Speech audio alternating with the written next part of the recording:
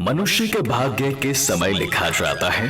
गरुड़ पुराण। मित्रों, हम सभी के मन में कभी न कभी ये सवाल जरूर आए हैं कि मनुष्य का भाग्य किस समय लिखा जाता है। हम सभी अक्सर कई लोगों को ये कहते या फिर सुनते आ रहे हैं कि किस्मत का लिखा कोई नहीं मिटा सकता, यानी कि जो किस्मत में है वो होकर ही रहेगा। लेकिन हम ये नहीं सोचते कि भाग्य क्या है। अगर भाग्य पहले से ही तय हो जाता है तो क्या कर्म से भाग्य बदला जा सकता है? इस संसार में कर्म को मानने वाले लोग कहते हैं कि भाग्य नहीं होता, और भाग्यवादी कहते हैं कि भाग्य में जो लिखा है वही ही होगा। अर्थात कर्म और भाग्य, इन दो बिंदुओं की धुरी पर ही व्यक्ति घूमता रहता है और एक दिन इस दुनिया को अलविदा कहकर चला जाता है। ईश्वर यह कैसे सोचता है कि इसे राजा बनना है या दरिद्र होना है? जाहिर सी बात है कि वो हमारा कर्म है। इंसान के कर्मों से उसका भाग्य ही तय होता है।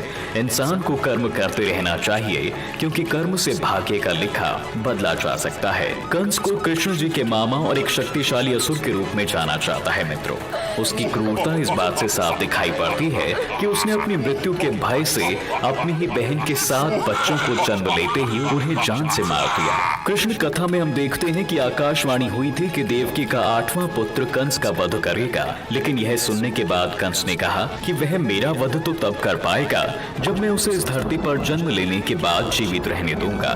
इसी सोच के चलते कंस ने अपनी बहन देवकी और उसके पति वासुदेव को अपने जेल में बंद कर दिया था। जेल में ही जब देवकी की कोई संतान जन्म लेती तो उसके जन्म के कुछ ही घंटों के भीतर कंस उसे मौत की घाट उतार देता था। लेकिन जब देवकी के 8वें पुत्र की बारी आई तो विधि के विधान के साथ उस बालक का जन्म हुआ और बाद में उसने कंस का वध भी किया। ऐसा इसलिए हुआ क्योंकि कंस की मृत्यु की भविष्यवाणी पहले ही हो चुकी थी। साथ ही कंस के जन्म से पहले ही लिख दिया गया था कि उसकी मृत्यु कैसे होगी और किसके हाथों होगी। लेकिन कंस चाहता तो प्रभु की भक्ति करके उस बालक को ना मारने का निश्चय कर उसकी पूजा कर सकता था, तो शायद परिणाम कुछ और ही होता। इतना ही नहीं, जो भी इंसान इस धरती पर जन्म लेता है मित्रों, उसका भविष्य पहले से ही लिखा जाता है। मनुष्य का जन्म कब होगा, कहाँ होगा और उसके जीवन में क्या क्या समस्याएं आएंगी, कहते हैं यह विधि का विधान है और इसे चाहकर भी नहीं बदला जा सकता। लेकिन ऐसा नहीं है, क्योंकि त्रेता युग और द्वापर युग में कई ऐसे लोग थे जो राक्षस कुल के होते हुए अपने कर्मों से मोक्ष को प्राप्त किए थे। इसके साथ ही आपको बता दें, कई ऐसे पौराणिक ग्रंथ हैं जिनमें कई महापुरुषों का भाग्य पहले से ही लिखे होने के प्रमाण मौजूद है। जैसा कि हम रामायण में देखते हैं, यह पहले से ही तय था कि भगवान श्री राम को 14 वर्ष का वनवास मिलेगा।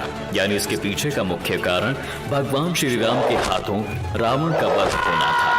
इसके साथ ही आप स्वयं सोचिए कि यदि माता कैकेयी मंत्रा के बहकावे में ना आई होती तो ना ही श्री राम को माता सीता के साथ वनवास में जाना पड़ता और ना ही इस विधि से रावण का वध हो पाता। तो फिर सोचिए कि श्री राम के हाथों रावण का वध कैसे संभव था। यह सब पहले ही लिखा जा चुका था ताकि यह हर किसी के समय के लिए संभव हो सके।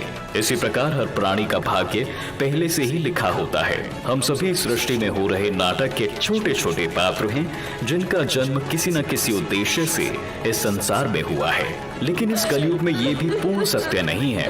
आपका भाग्य आपके कर्म पर आधारित है। अब मित्रों, आपने एक कहावत तो सुनी होगी कि आप जो बोते हैं वही पाते हैं। अगर आप अच्छे और नेक काम करते हैं तो आपके साथ हमेशा अच्छा ही होगा। लेकिन अगर आपने जीवन में हमेशा बुरे काम ही किए हैं, संभवतः इसका दुष्प्रभाव आपको इसी जन्म में देखने को मिलेगा। अर्थात यदि आपने बबूल बोकर बुरे काम किए हैं तो आपको आम का फल कैसे मिल सकता है? भगवान को याद करते हुए अपना कर्म करते रहना चाहिए, जिससे आपकी किस्मत चमकने की संभावना बनी है। हम कर्म योगी पुरुष और इसका प्रबंधक भगवान है, इसलिए हमें अपने कर्म निरंतर सही दिशा में करते रहना चाहिए। बाकी का काम हमारे प्रबंधक खुद देख लेंगे। यानी बिना कर्म किए हमें जीवन में कुछ भी नहीं मिल पाता। इसलिए हमारे धर्म ग्रंथों में हमें सदैव धर्म, कर्म और पुण्य कर्म करने की प्रेरणा दी गई है, क्योंकि एकमात्र यही रास्ता है जो हमें जन्म और मृत्यु के इस चक्र से बाहर निकाल सकता है। अन्यथा बुरे कर्म करने वालों को भगवान के चरणों में कभी भी जगह नहीं मिलती है। इतना ही नहीं दोस्तों, गोस्वामी तुलसीदास जी कर्म के मार्ग को बखूबी जानते थे, तभी उन्होंने कहा है, सकल पदार्थ एहि जग माही, कर्महीन नर पावत नाही। अर्थात तो तुलसीदास जी ने अपने दोहा में स्पष्ट किया है कि इस संसार में सभी कुछ है जिसे हम पाना चाहे तो प्राप्त कर सकते हैं, लेकिन जो कर्महीन अर्थात प्रयास नहीं करते, इच्छित चीजों को पाने से वंचित रह जाते हैं, यानी मनुष्य जैसा कर्म करेगा उसे वैसा ही फल मिलेगा।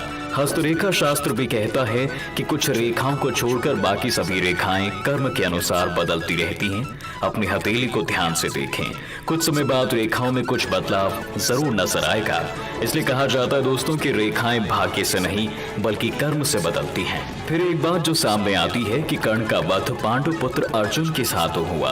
अर्जुन ने माधव से कहा, हे माधव, आपने मेरे हाथों ही मेरे अपने ही ज्येष्ठ भ्राता का वध करा दिया है। यह कैसा भाग्य है, यह आपकी कैसी लीला है।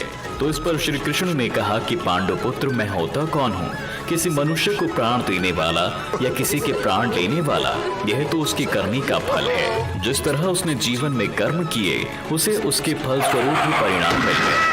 और हाँ, जीवन के किस मोड़ पर तुम्हें फूल मिलेंगे या कांटे, यह मनुष्य अपने कर्मों से स्वयं तय करता है। श्री कृष्ण ने कहा कि तुमने अधर्म के खिलाफ आवाज उठाई और धर्म का मार्ग चुना, जबकि कर्ण ने अधर्म का मार्ग अपनाया। तो फिर मैं क्या कर सकता था? लेकिन फिर भी मैंने उसे कई विकल्प दिए, लेकिन हर बार उसने दुर्योधन और उसकी मित्रता को जरूरी समझा। यह बात हमें भगवत गीता में सीखने को मिलती है दोस्तों कि ईश्वर हमें कुछ अवसर अवश्य देता है ताकि हम अपने बुरे कर्मों का पश्चाताप कर सकें और सही रास्ते पर आ सकें। अब अंत में मैं यही कहना चाहूंगा कि हमारा भविष्य अवश्य लिखा हुआ है।